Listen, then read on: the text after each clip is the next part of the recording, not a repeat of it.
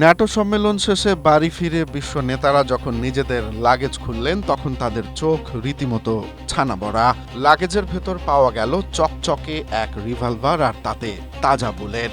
শুনতে অবাক লাগলেও বুধবার আঙ্কারায় ন্যাটো সম্মেলন শেষে বিদায় বেলায় বিশ্ব নেতাদের এমন অদ্ভুত উপহার দেন তুরস্কের প্রেসিডেন্ট রিসেপ তাইয়েপ এরদোয়ান। গুমুশায় .375 ম্যাগনাম মডেলের এই ভিনটেজ পিস্তলগুলোর ব্যারেলে খোদাই করা ছিল এক একজন নেতার নাম। ব্রিটিশ প্রধানমন্ত্রী কিয়ার স্টারমার তো রিভলভারের সাথে 500 রাউন্ড গুলিও পেয়েছেন। কিন্তু হঠাৎ করেই কেন এমন উপহার? এরদোয়ান মূলত বিশ্ব মঞ্চে তুরস্কের শক্তিশালী প্রতিরক্ষা শিল্পকে তুলে ধরতে চেয়েছেন। অনেকে হয়তো জানেন না, 2019 সাল থেকে 2024 সালের মধ্যে ছোট অস্ত্র রপ্তানিতে বিশ্ব বাজারে $3 বিলিয়ন আয় করে অস্ত্র রপ্তানিকারক দেশ হিসেবে 3 নম্বরে উঠে এসেছে তুরস্ক। তারা এখন ইতালি বা বেলজিয়ামের মতো নামি দামি ব্র্যান্ডগুলোকেও টেক্কা দিচ্ছে। ব্যতিক্রমী এমন উপহার পেয়ে বিশ্ব নেতারা বেশ অবাকই হয়েছেন।